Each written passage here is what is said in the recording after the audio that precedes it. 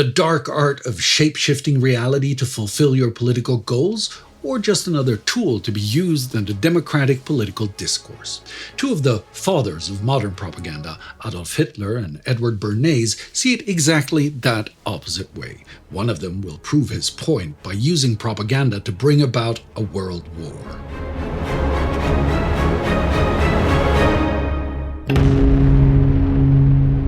I'm Spartacus Olsson, and this is a World War II special episode on the psychology of propaganda and Adolf Hitler's use of it to bring about World War II. Propaganda, a modern Latin word dating back to 1622 and the text Congregatio de Propaganda Fide, Congregation for Propagating the Faith. It was issued by the Catholic administration, the Roman Curia, during the Counter-Reformation and aimed to share the art of propagating the Catholic faith in non-Catholic countries.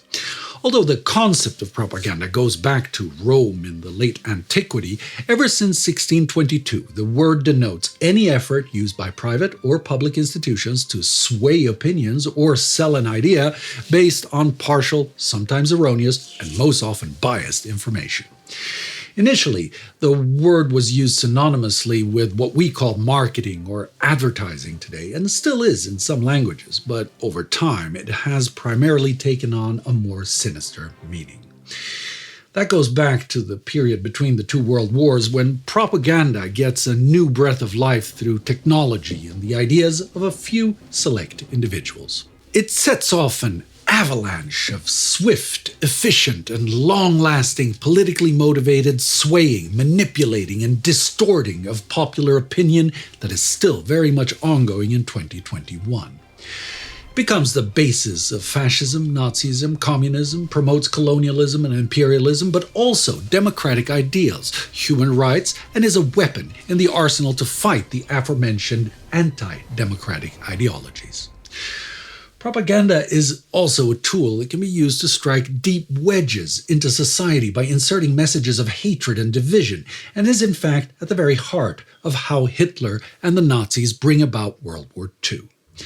You see, the Nazis latch on to one specific conspiracy myth and hang most of their propaganda messages on that hook, or as appendages to that hook. The Dolchstoßlegende, or stab-in-the-back myth.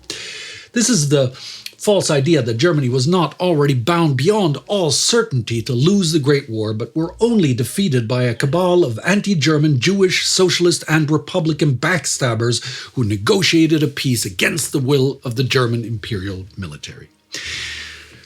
Nothing of that is true, of course. The German military leaders on the Western Front were desperately scrambling to hold their defenses, knew it was doomed to fail, and were begging their political leaders for an end before the Entente would inevitably penetrate into Germany proper and wage unimaginable destruction. To not mention that over 2 million Entente troops were marching unopposed through the Austro-Hungarian Empire, bound to enter over the German undefended southern border at the very latest by November 30th. But the myth ignores those facts and instead takes the fact that Germany's imperial army was still standing at its posts, holding the line in the west on November 11, 1918, and inflates that into the lie that they were undefeated.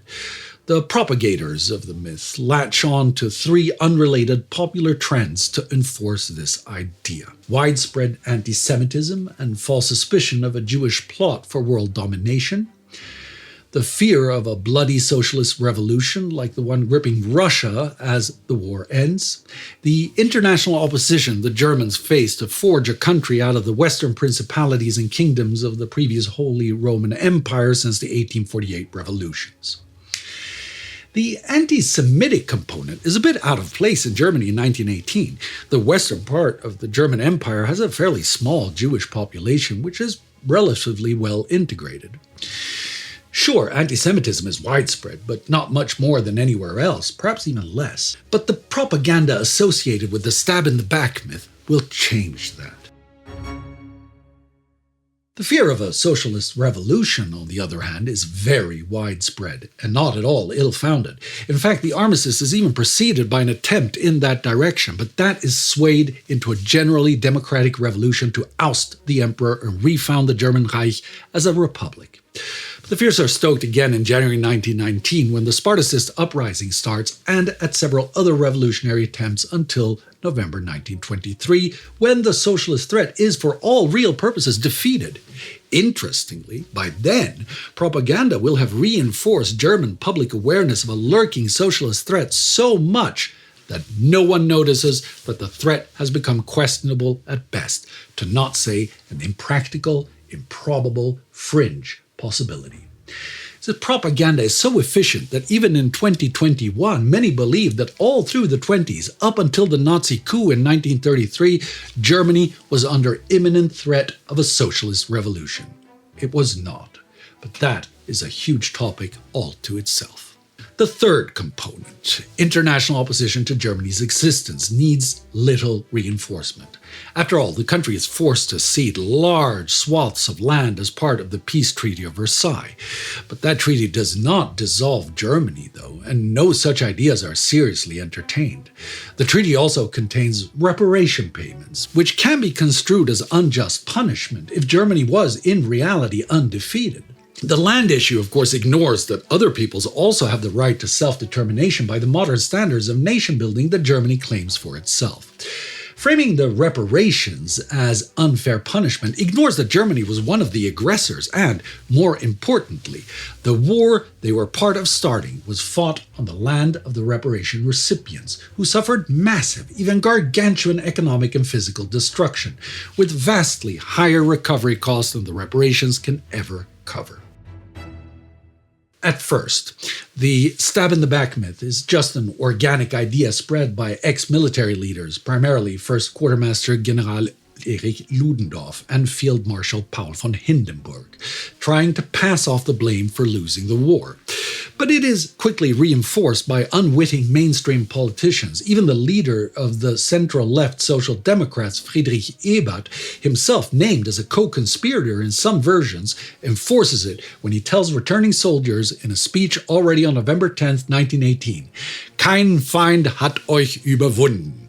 No enemy has vanquished you. And Sie sind von Schlachtfeld unbesiegt zurückgekehrt. You returned undefeated from the battlefield. Ebert will explain that he intended it as a tribute to the individual soldiers and not the entire army.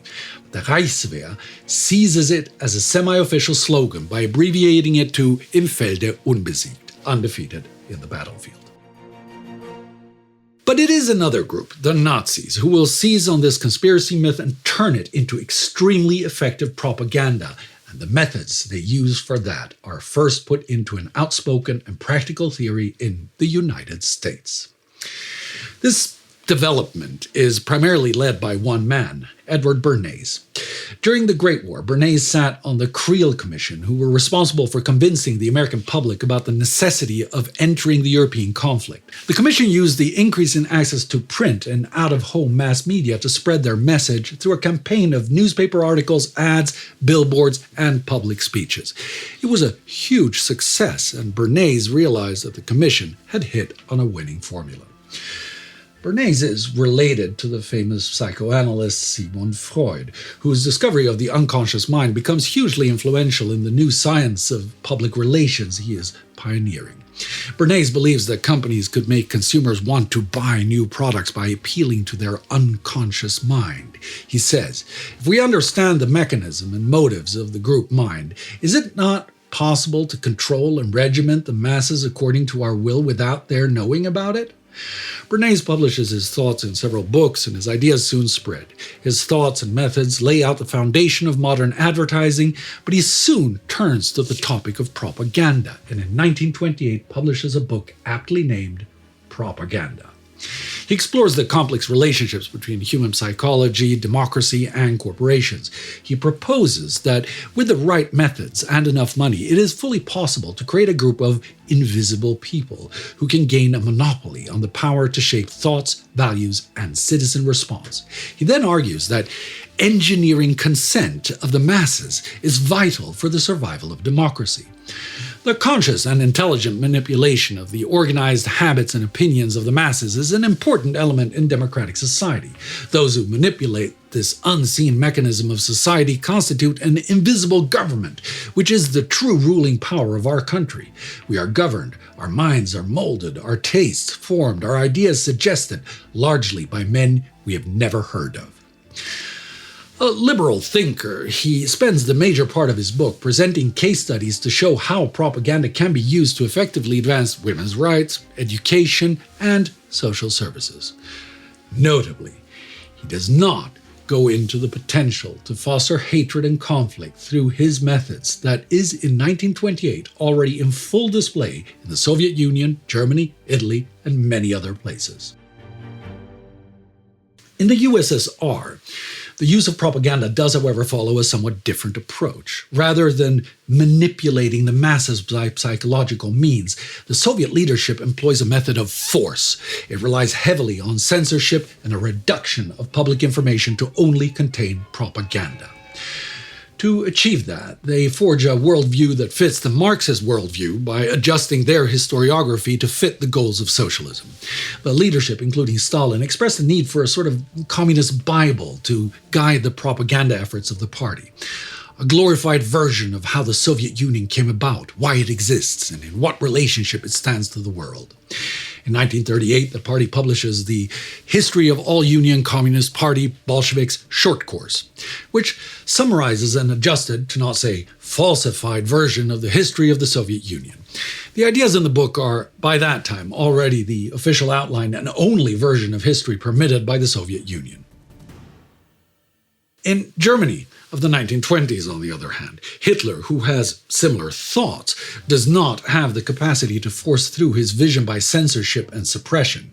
Yet. But, like Bernays, and in part inspired by Bernays and the like, he is convinced of the potential of modern communication as basis to mold the minds of the masses. In his book Mein Kampf, he dedicates an entire chapter to the art of propaganda. Here, he zeroes in on 4 fundamentals of propaganda. Understand your audience's desire and sound like you will fulfill them.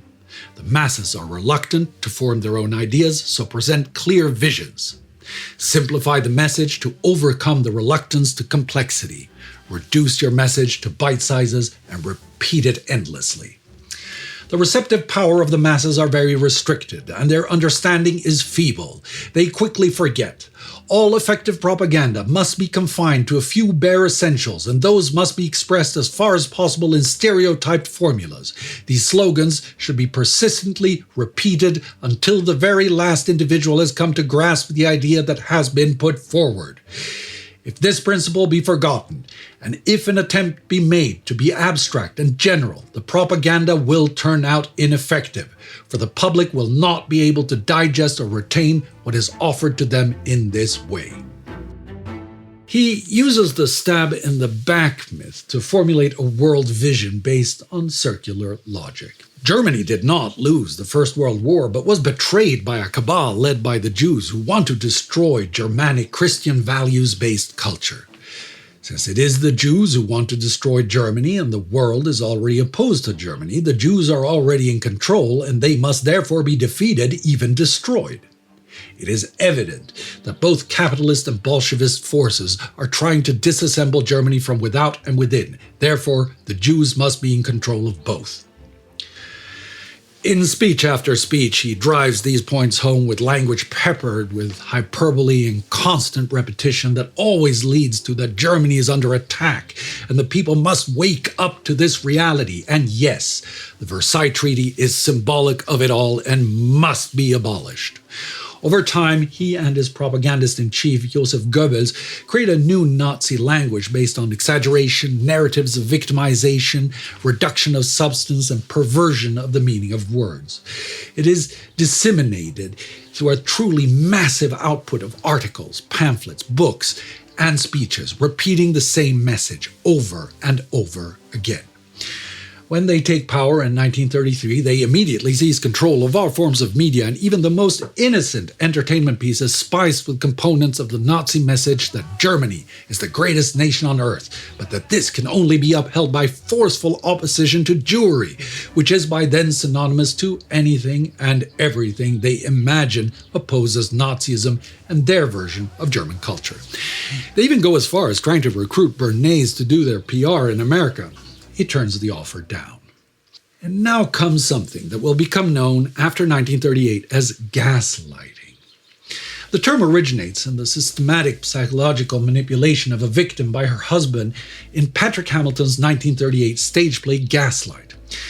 In our case, the husband is the Nazis and the wife is the German people and to some degree the other world powers. Hitler and the Nazis are hell-bent on war, but like all peoples, the German people are afraid of war. The memories of the Great War are vivid and no one wants to experience it again. Hitler is painfully aware of this, but he is fanatically convinced that Germany must go to war to achieve her place in history as a dominant world power, even to survive. The method he uses to gradually sway enough public sentiment behind him is a cocktail of contradictions and a gradual, persistent narrative of victimization. He professes loudly to be for peace, but screams for rearmament. He aggressively advances his foreign policy ambitions at the expense of other nations, and when the international response is adverse, he points to this as proof that the Germans are the ones being aggressed. His back and forth between aggressor and victim contributes effectively to convince Britain and France that the policy of appeasement will work. The summer of 1939, it all comes together in a storm of fake news articles and the German Nazi-controlled press falsely pointing towards that Poland is preparing to go to war with Germany. Faced with a clear threat that Germany might invade, the Polish army beefs up its border defenses. The Nazis turn that around and claim there is a massive troop concentration in preparation for an invasion of Germany. All it needs then is a match to light the fuse. A false flag attack pinned on the Poles, and Hitler can go to war with solid public support behind him. A war that he and the majority of the German people believe with all earnest is against an aggressive international conspiracy led by the Jews.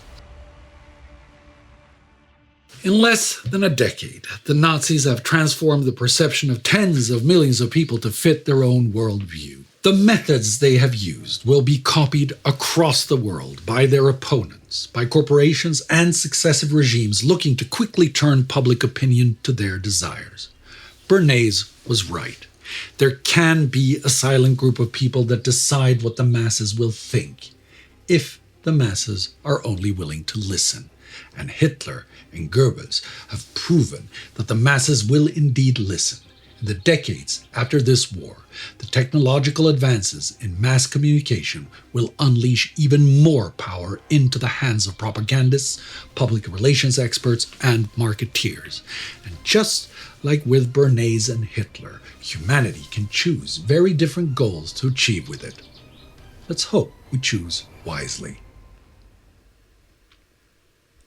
A wise choice at this point could be to revisit the first episode of our weekly coverage for the war and that very false flag attack. It might look a bit different seen from the perspective of this episode. It is right here. Also a wise choice is to get some of our propaganda at our collectible stores and make sure we can continue making videos like this. So join the Time Ghost Army at timeghost.tv or patreon.com. Never forget.